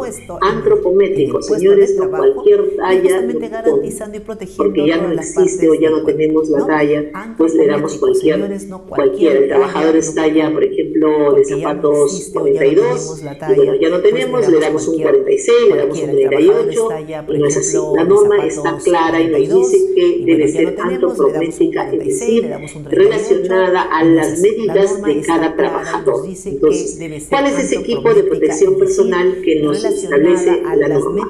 ¿No? Protección de cabeza, de ojos, justamente de manos, el cuerpo en la ropa de trabajo, los zapatos de seguridad, y los vamos a ir viendo uno a uno. Los equipos de protección personal, vamos a ir uno a uno. La ropa de trabajo. La ropa de trabajo asignada se le entrega 2 uniformes a cada trabajador y va a estar relacionada con la estación en la región donde se encuentra desarrollando la obra, ¿no? Si estamos en Puno, pues donde hay mucho frío, pues la ropa tendrá que ser adecuada justamente a esa estación. Al contrario, cuando estemos frente de repente en Loreto, en Tacoto, en la selva, donde el calor llega pues a extremos. No significa darles manga corta, porque la ropa de trabajo tiene que tener manga larga, que es una de las características también del tema de la ropa de trabajo en construcción civil. ¿Qué otra cosa habíamos dicho? La protección en la cabeza, los cascos de seguridad. Y hay que dar los cascos clase A, clase B, en el caso que desarrolle de repente una exposición a riesgo eléctrico, entonces tenemos que tener la clase B. Adicionalmente tenemos los calzados de seguridad, que son los botines de punta de acero con suela antideslizante y justamente botines de cuero, ¿no? También los botines de Heavy, en el caso con puntera de acero, por ejemplo, si tiene una exposición al agua, ¿no? A humedad, tendrá que ser con los botines de Heavy. Los botines dieléctricos para aquellas personas que desarrollan o tienen exposición al riesgo eléctrico.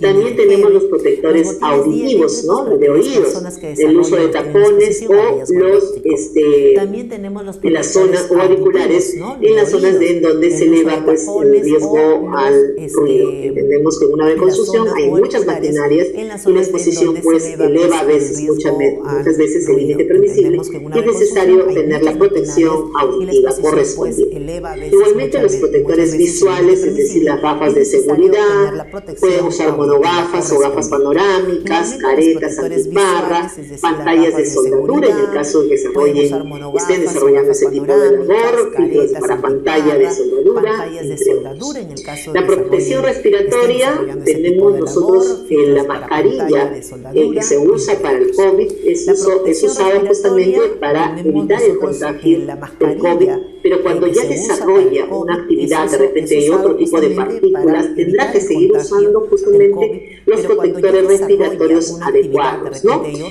Para que justamente relacionados a ese tipo de agentes de partículas. Entonces hay que dar el equipo respiratorio adecuado de acuerdo al riesgo expuesto. El otro tipo de protección importante es el arnés de seguridad, que se coloca justamente y que se otorga a los trabajadores cuando desarrollan trabajos en altura. Ya sabemos que a partir de 1.85 es el estándar para el uso del arnés de seguridad. Y por último, los guantes de seguridad, que justamente tienen que ser dieléctricos, pueden ser de neopreno, pueden ser de algodón, pueden ser de cuero, va a estar dependiendo mucho de la actividad que desarrolle, la tarea que desarrolle el trabajador y adecuado al tipo de mano antropológico. No se olvide. Los equipos de protección personal, por ejemplo, para trabajos en caliente, hay que recordarlos, listarlos, como por ejemplo los guantes de cuero de cromo, los tipo mosquetero, con postura interna. También deben dotar de chaleco, de chaleco o delantal de cuero, con mangas, polainas y casacas de cuero y un gorro. Como se ve en la figura que se está mostrando, es importante dotar también de un respirador contra humos de soldadura u oxígeno. Los equipos de protección personal, darlos de acuerdo al riesgo expuesto. En este caso, el trabajo en caliente, esos son los implementos de los EPPs que se deben dotar a los trabajadores. Los trabajos en espacios confinados. Recordemos que el espacio confinado es aquel que justamente está limitado en entradas y salidas, posiblemente en estos ambientes de trabajo estén expuestos mucho a agentes químicos, tóxicos, inflamables, y por eso es importante las mediciones para ver justamente la presencia del oxígeno. Recordar que para la persona ingrese a un espacio confinado debe tener primero el permiso de entrada a este espacio confinado y confirmar previamente que se haya evaluado el nivel de la atmósfera y esa atmósfera sea segura para el ingreso.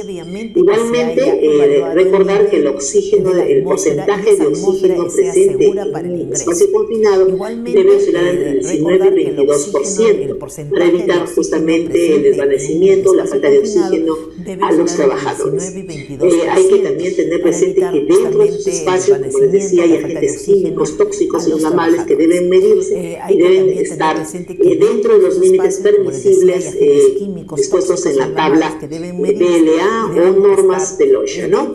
También identificar los gases o vapores inflamables al 0% del límite inferior de inflamabilidad y las presencias de polvos de combustibles debajo del 10% del límite inferior de explosividad.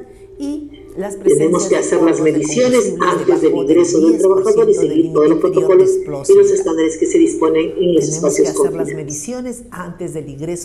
El uso de andamios en la obra de construcción normalmente se da en muchas oportunidades, ya sea desde la excavación como en los siguientes niveles de construcción. Y hay que entender que este tipo de los andamios tiene ya un estándar que también lo está recogiendo la norma sectorial, que nos repasa lo importante que es previamente analizar y verificar que el andamio se encuentre en óptimas condiciones.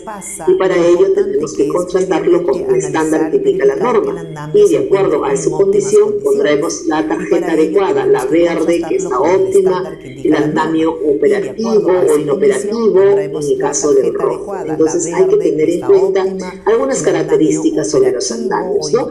Estos andamios deben ser arreostrados para evitar justamente que se puedan mover.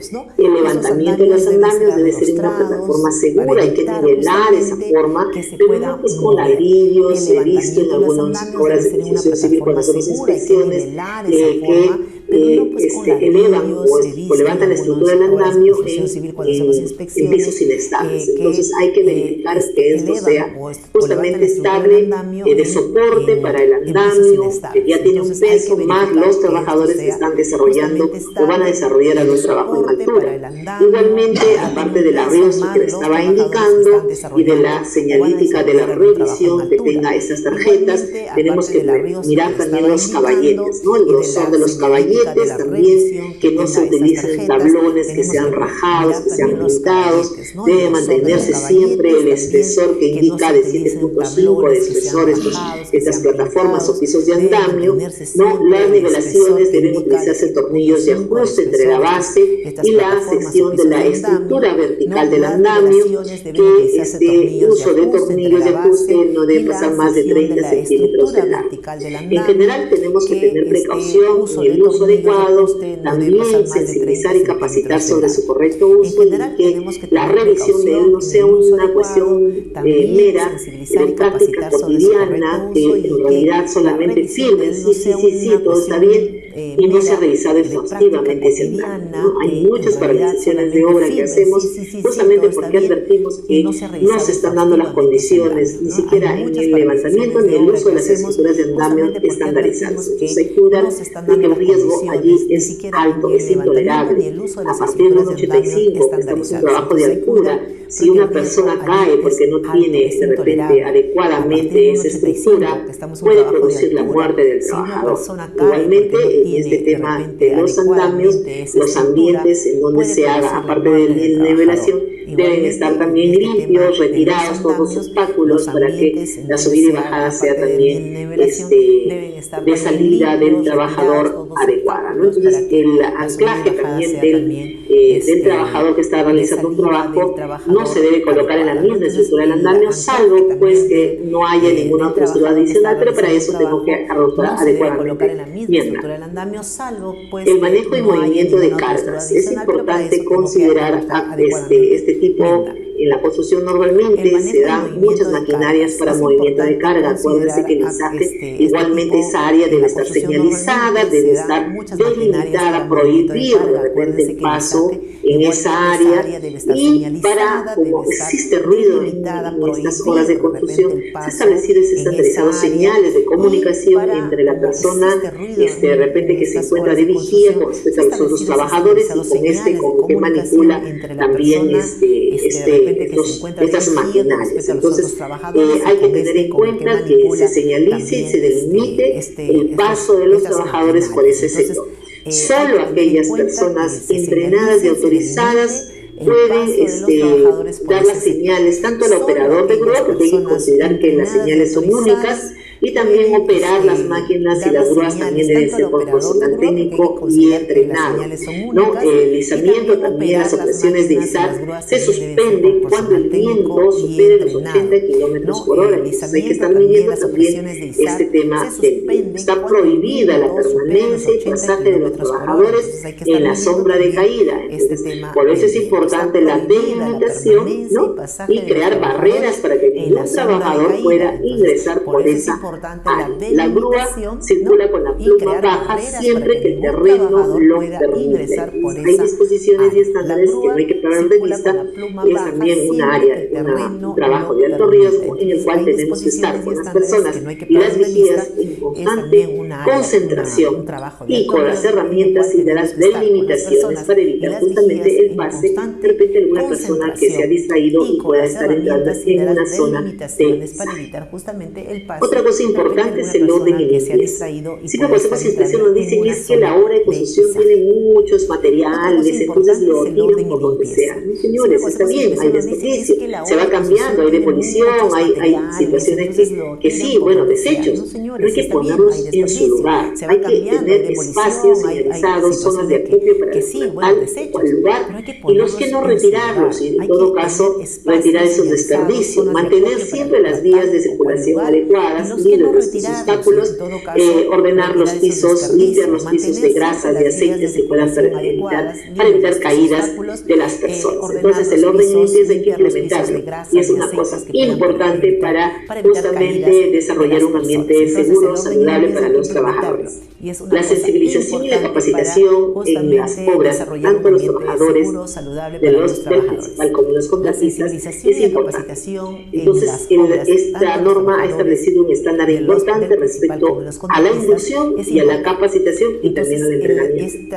Y la inducción le indica a ustedes qué cosas van a dar en este primer contacto con el trabajador, qué temas son importantes que él repase y que conozca antes de ingresar, ¿no?, a laborar en el puesto de trabajo, porque la inducción justamente se da cuando recién inicia el trabajo, este trabajador ingresa a la obra y se tiene que capacitar. En este caso la inducción pues de la política, de la organización del sistema, del reglamento, de los equipos de protección personal, de las reglas de tránsito, trabajos de cultura, etcétera, parte una lista de temas importantes para la inducción y luego sigue la capacitación, es la formación ya del trabajador de acuerdo al riesgo específico, ¿no? Tenemos ergonomía, que se realiza trabajos en altura, pues hay que capacitar específicamente en altura, excavaciones de zanjas, trabajos en espacios confinados, operaciones de izaje, trabajos en caliente, etc.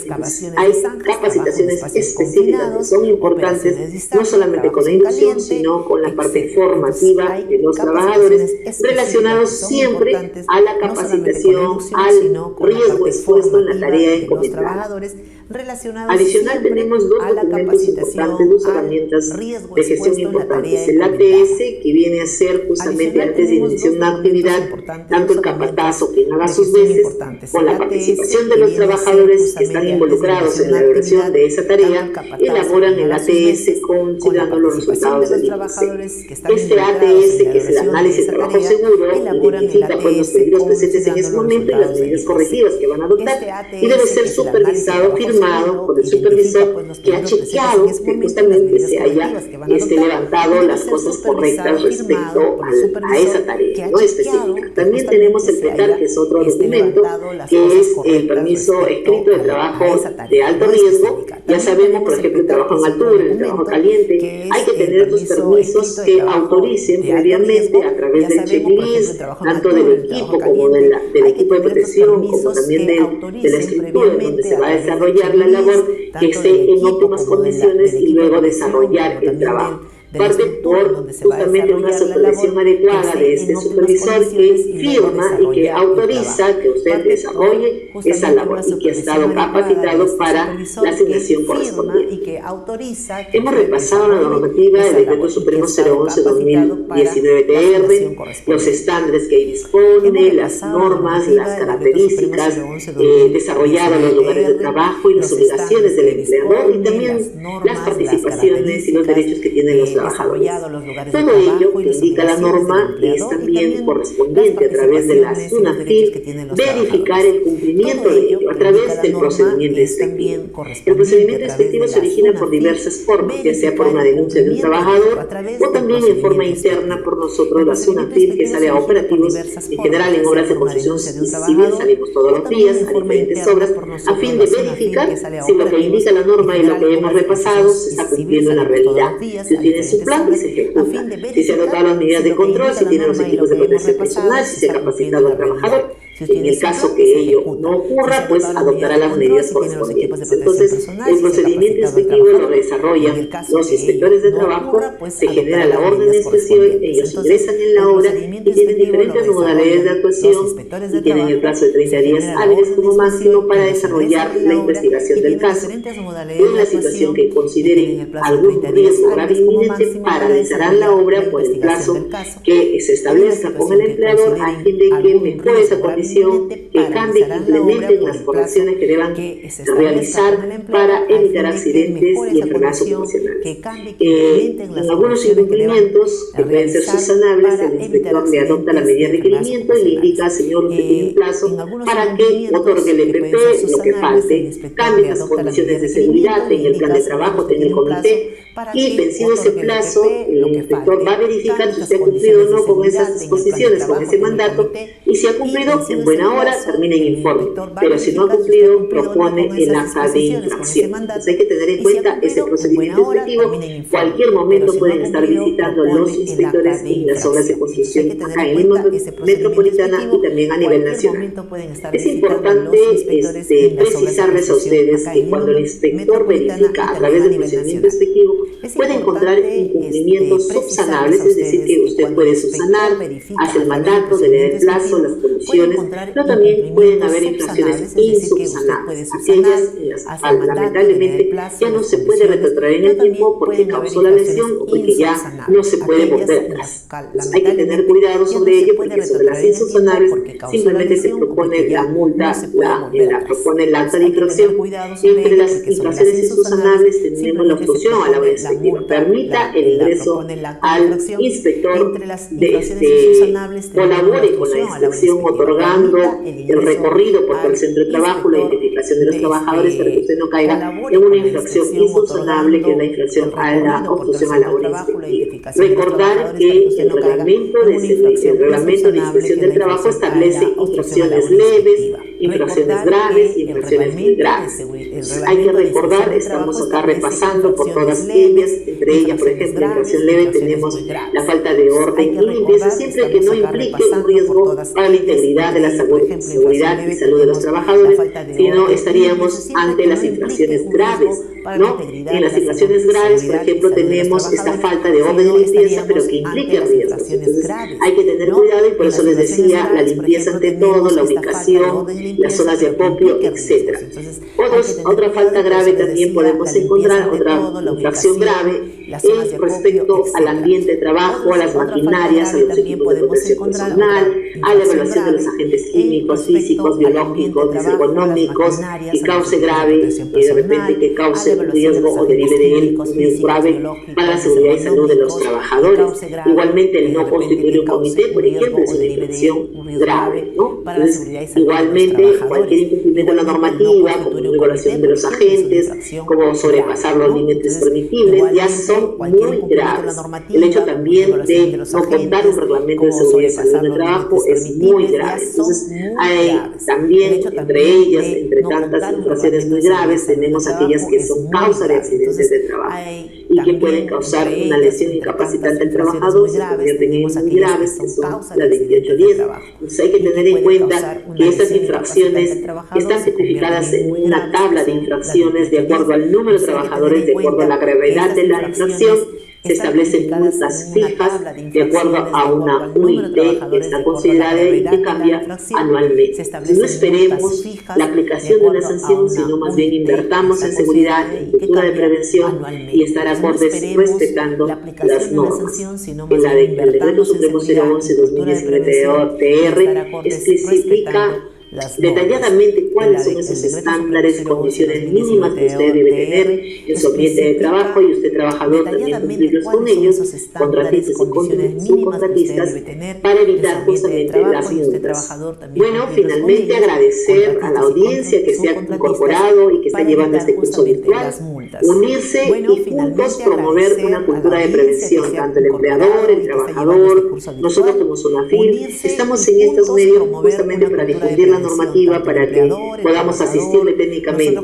Pues ahora nos toca a nosotros un compromiso, tu trabajador, tu empleador y nosotros como SUNAFIL, por supuesto, juntos promoviendo una cultura de prevención efectiva en los centros de trabajo y que juntos podamos prevenir accidentes y enfermedades ocupacionales. Prevención efectiva en los centros de trabajo y que juntos podamos prevenir accidentes y enfermedades ocupacionales. Acabamos de ver el video de SUNAFIL, donde se explica la ley de seguridad y salud en el trabajo, ¿no?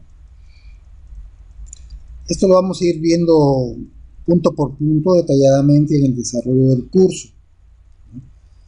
Así que continuamos. La salud. La salud, del latín salus utis, es el estado de bienestar o de equilibrio que puede ser visto en forma subjetiva. Un ser humano asume como aceptable el estado general en el que se encuentra, o en forma objetiva nos constata la ausencia de enfermedades o de factores dañinos en el sujeto en cuestión, por lo consiguiente está bien de salud.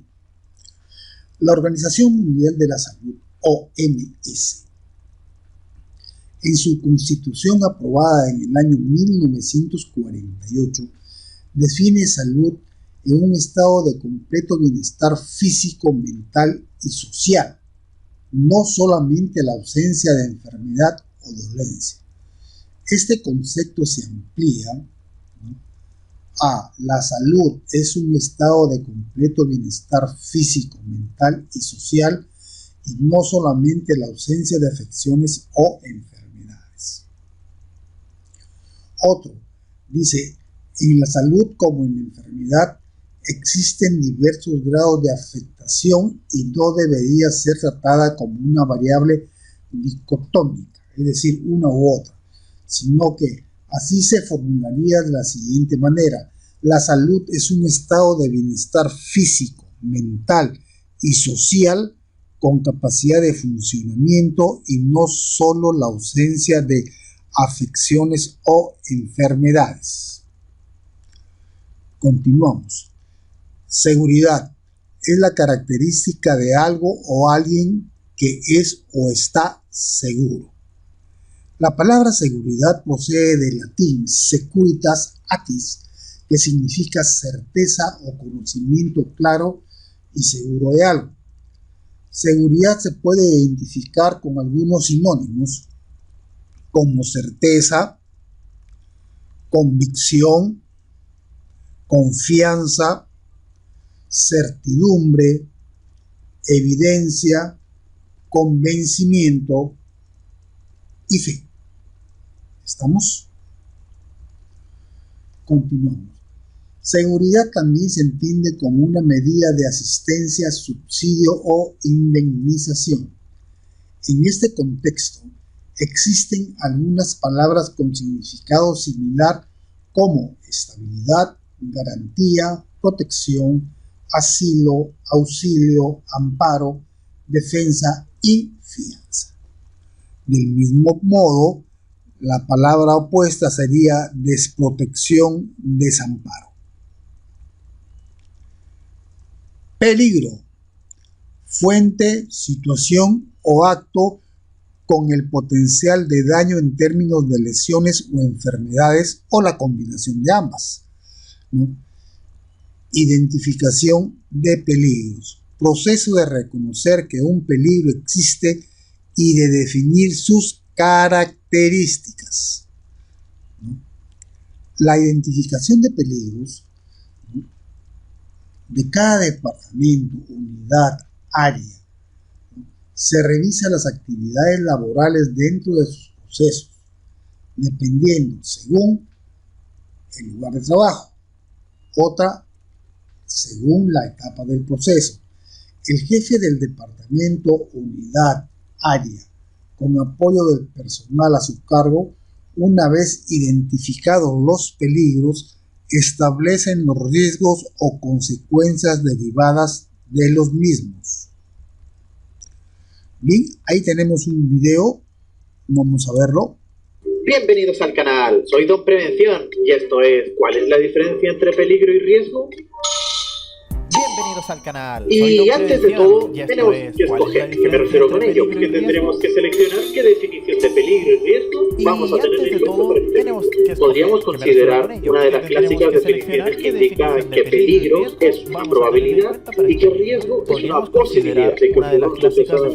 Pero ciertamente en la prevención esta definición nos ayuda mucho a entender el concepto y a diferenciarlo de forma práctica, por lo que vamos a tomar en cuenta definiciones de normativa internacional, como es la OSA y de forma práctica. Por lo tanto, tendremos que peligro, tendremos fuente, situación o actos con potencial para causar daño humano o deterioro de la salud, o una combinación de estos. Como ejemplos de peligro, tendremos prácticamente cualquier elemento del entorno, incluso nosotros mismos, hasta yo soy peligroso. Tendremos el ejemplo de fuente, el aire acondicionado, ruido, vibraciones. En el caso de una situación de peligro, tenemos los pisos resbaladizos, semáforos en mal estado, trabajos de altura, y en el caso de actos, bajar las escaleras corriendo, tomar el combustibles, todo eso que pueden incluso ser acciones super estándar, pero para ello debemos tener un estándar, que suele ser un poco más complicado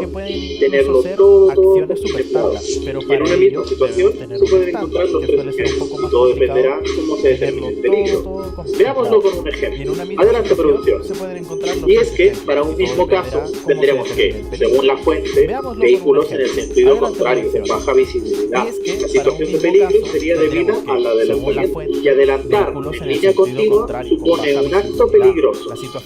En cuanto al riesgo, se define como una combinación de la probabilidad de que ocurra un suceso o una exposición peligrosa y la severidad del daño o deterioro de la salud que puede causar un suceso o exposición. Y en palabras sencillas, lo que viene a decir es que el riesgo se mide e indica qué tan probable y dañino sea un suceso. También se pueden emplear diferentes tablas de ponderación para cuantificar el riesgo, pero no obstante, es importante definir uno y basar las evaluaciones en un criterio específico. Y tendremos diferentes tipos de riesgo. El riesgo puro, que es aquel donde no se ha aplicado ninguna medida de control. El riesgo residual, todo lo contrario, donde ya se ha aplicado medidas de control. Y por último tendríamos el riesgo aceptable, que es aquel que se ha reducido a un nivel tal que es tolerable para la organización, teniendo en cuenta sus obligaciones legales y la política de seguridad y salud en el trabajo. Y si nos pasamos en la siguiente clasificación para la identificación de peligro, tendremos las personas por un lado y el equipo, maquinaria, materiales, ambiente, métodos de trabajo por otro lado, siendo que las personas realizan actos peligrosos y en cambio los equipos, materiales, siempre será o fuente o situación de peligro. ¿Tienes más dudas? ¿Qué hacer en caso de accidente? ¿Qué es una enfermedad profesional? Pues estos y otros temas los iremos viendo en los siguientes episodios. Así que para no perderte ningún vídeo, suscríbete, dale me gusta para alegrarte el día y no dudes en comentar, criticar o preguntar lo que desees, siempre desde el respeto. Un abrazo bien seguro y nos vemos en el siguiente vídeo. Chao. Bien, acabamos de ver al canal, soy Don Prevención. este video.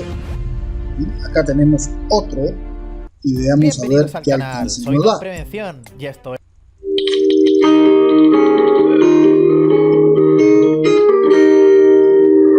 es un riesgo? Trataremos de explicarlo de manera sencilla. Lo primero es dejar de pensar que un riesgo es una catástrofe, porque hasta las situaciones más normales tienen riesgos. Lo segundo es entender que todos los días, sin darnos cuenta, tomamos decisiones y a veces no nos hacemos las preguntas necesarias. Pensamos que las cosas saldrán tal y como nosotros creemos. Y bueno, no tenemos el control de todo. En la realidad, se presentan muchas situaciones que pueden afectar el resultado que esperamos.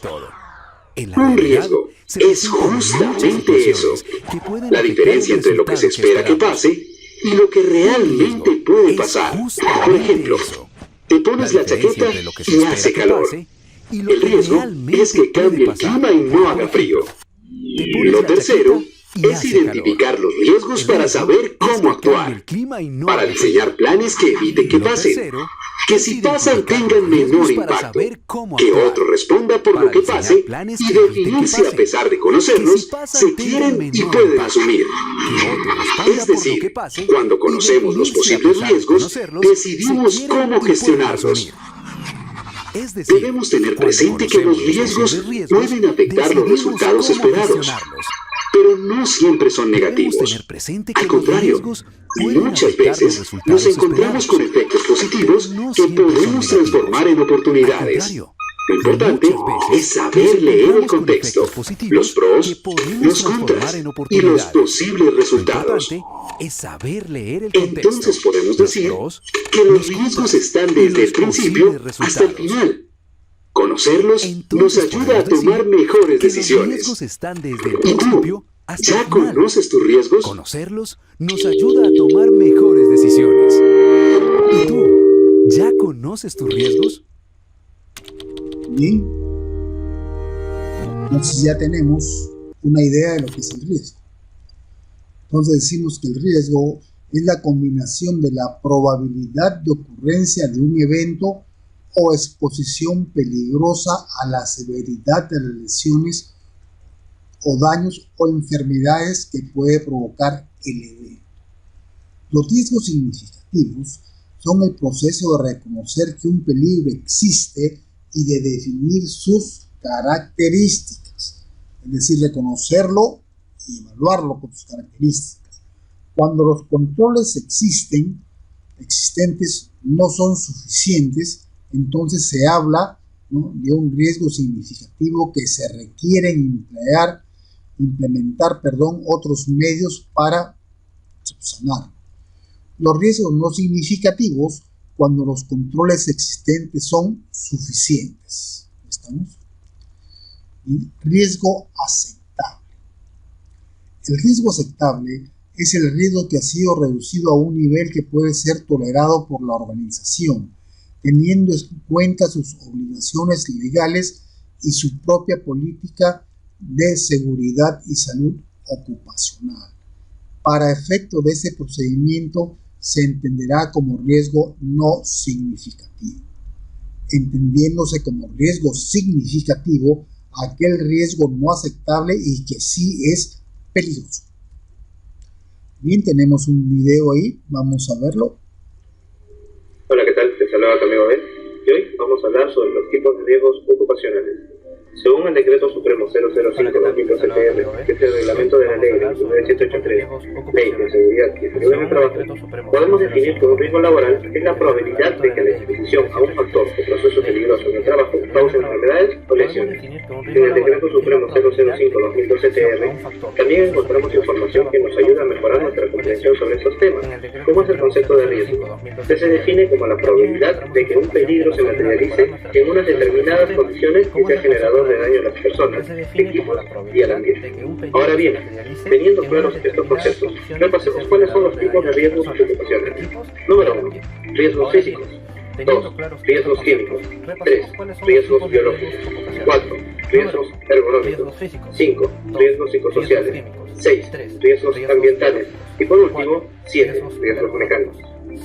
Repasemos cada uno de los riesgos para poder comprenderlos mejor. Número 1. Riesgos físicos. Cuando hablamos de riesgos físicos, nos referimos a todos aquellos factores ambientales que dependen de las propiedades físicas de los cuerpos, tales como ruido, iluminación, radiación ionizante, radiación no ionizante, temperaturas extremas y vibración. Pero como todo en esta vida, deben existir valores mínimos y máximos permisibles. Por ejemplo, si en mi lugar de trabajo estoy expuesto a 88 decibeles de ruido, la pregunta sería, ¿cuántas horas debo trabajar como máximo expuesto a esos niveles? Debemos recordar que según nuestra legislación, para poder trabajar 8 horas, como máximo debemos estar expuestos a 85 decibeles. Otra pregunta, si estoy en una oficina, ¿cuál es la iluminación mínima en luces que debo recibir? Pues toda esta información la vamos a encontrar en la Resolución Ministerial 375-2008-TR, que es la norma básica de ergonomía, en donde están los valores máximos y mínimos permisibles a los que pueden estar expuestos en determinada cantidad de tiempo. Como decía el doctor alquimista y astrólogo Paracelso, y cito, toda sustancia es veneno y nada es sin veneno. Solo la dosis hace que una cosa no sea veneno. Aquí nace una pregunta. Si todo es veneno, ¿por qué no estamos todos muertos? Es que depende de dos factores, la cantidad de la sustancia y el tiempo de exposición a la misma. Ahora, pasemos al punto número 2, riesgos químicos. Puede definirse como el riesgo real asociado a determinada sustancia química, como quemaduras a la piel, efectos negativos para la salud a largo plazo, daños ambientales duraderos, incendios e incluso explosiones. Es importante que los empleados sean conscientes de los riesgos y peligros asociados a su trabajo diario. Entonces, ¿qué tanto afecta a la salud los riesgos químicos? El nivel o grado de daño a la salud que genera la exposición a una sustancia química será determinada por la suma de diferentes variables como concentración del químico, vía de ingreso al cuerpo, tiempo de exposición, sensibilidad del afectado y naturaleza del contaminante. Al tener todos estos datos, se puede determinar el nivel de daño. Entonces, ¿cuáles son las vías por las cuales los químicos ingresan al cuerpo humano? Debemos ser conscientes de que los agentes químicos pueden ingresar al organismo a través de 4 vías. Número 1. Vías respiratorias. Es al inhalar el químico. Número 2. Vía digestiva. Al ingerir el químico. Número 3. Vía cutánea. Cuando el químico tiene contacto directo con la piel. Número 4. Vía parenteral, mediante la inyección de la sustancia química en el torrente sanguíneo. Probablemente te estés preguntando en qué forma se encuentran estos agentes químicos. Pues los agentes químicos pueden existir de diferentes formas, por ejemplo, como gases, cuyas moléculas están ampliamente dispersas a una temperatura y presión ordinaria. En estado sólido, como polvos, humos y fibras.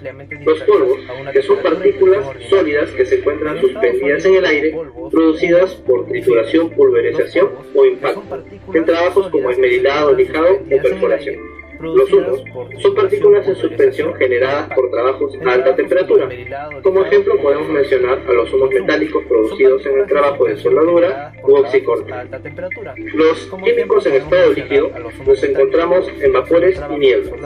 Los vapores son líquidos que pasaron a estado gaseoso, pero cuya naturaleza no es ser un gas, y las nieblas son gotas de líquido muy pequeñas que se encuentran suspendidas en el aire. En base a lo aprendido, existen varios tipos de peligros químicos. Repasemos los más relevantes. Asfixiantes. Son sustancias químicas o gases que pueden causar dificultad para respirar, pérdida de conocimiento, con su defecto, la muerte por asfixia. Los corrosivos. Son productos químicos que pueden causar graves quemaduras a la piel y daños en los tejidos, una vez entre en contacto con ellos. Irritantes. Estas sustancias químicas suelen provocar enrojecimiento, sarpullido o inflamación de la zona afectada. Sensibilizadores. Las personas expuestas a este tipo de sustancias químicas desarrollan reacciones alérgicas después de un tiempo considerable o de una exposición repetida a una sustancia química en específico. Los carcinógenos son sustancias que se sabe que provocan cáncer y se clasifican como naturales o artificiales. Pero es crucial tener en cuenta que incluso una pequeña cantidad de este tipo de sustancias químicas puede dañar gravemente la salud humana. Mutágenos. La exposición a este tipo de sustancias químicas puede provocar cambios irreversibles o mutaciones en el ADN de la persona. Los teratógenos son sustancias químicas que pueden causar anomalías en el desarrollo fisiológico o defectos de nacimiento, aunque suelen afectar a las mujeres embarazadas o a los animales. Reactivas. Son sustancias químicas que en determinadas condiciones o por exposición a otras sustancias químicas pueden provocar graves riesgos físicos como incendios o explosiones. Inflamables. Son sustancias químicas o materiales que pueden inflamarse una vez expuestos al aire y a otros elementos. 3. Riesgos biológicos. Aquí estamos hablando de microorganismos de naturaleza patógena como bacterias, virus, hongos y parásitos, que pueden infectar a los trabajadores cuya fuente de origen es constituida por el hombre, animales, materia orgánica procedente de ellos y el ambiente de trabajo.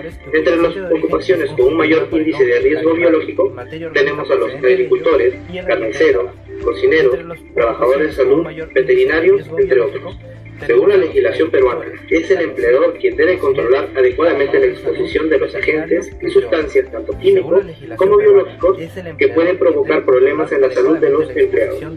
Para ello, se debe, en principio, identificar los agentes y sustancias nocivas que pueden estar presentes en el trabajo, determinando cómo pueden verse los trabajadores expuestos y perjudicados. Asimismo, examinar las medidas que se aplican para evitar daños y definir si son suficientes. Además, se debe proporcionar información, instrucción y capacitación al personal. Por último, la vigilancia de la salud del trabajador es indispensable. 4. Riesgos ergonómicos. Corresponden a aquellos riesgos que se originan cuando el trabajador interactúa con su puesto de trabajo y cuando las actividades laborales presentan movimientos, posturas o acciones que pueden producir daños a la salud. Entonces, ¿a qué nos referimos cuando decimos ergonomía? Algunos también la conocen como la ingeniería humana. Es la ciencia que busca utilizar la interacción entre el trabajador, máquina y ambiente de trabajo, con el fin de adecuar los puestos, ambientes y organización de trabajo a las capacidades y limitaciones de los trabajadores, con el fin de minimizar el estrés y la fatiga, para con ello incrementar el rendimiento y la seguridad del trabajador. Como principales problemas a la salud causados por estos peligros tenemos el cansancio visual, problemas respiratorios, lesiones acumulativas, deslumbramientos e incomodidad emocional. Vale recordar que ciertas posturas o posiciones pueden causar en el trabajador susceptibilidad al daño, particularmente a la columna vertebral. También se puede dañar girándola, torciéndola o estirándola exageradamente. 5. Riesgos psicosociales. Estos están originados por una deficiente organización y por un entorno social negativo, los cuales pueden afectar a la salud física, psíquica o social del trabajador. Derivado de lo antes mencionado, es complejo clasificar los riesgos psicológicos, aunque sí podemos recordar los más relevantes. El estrés.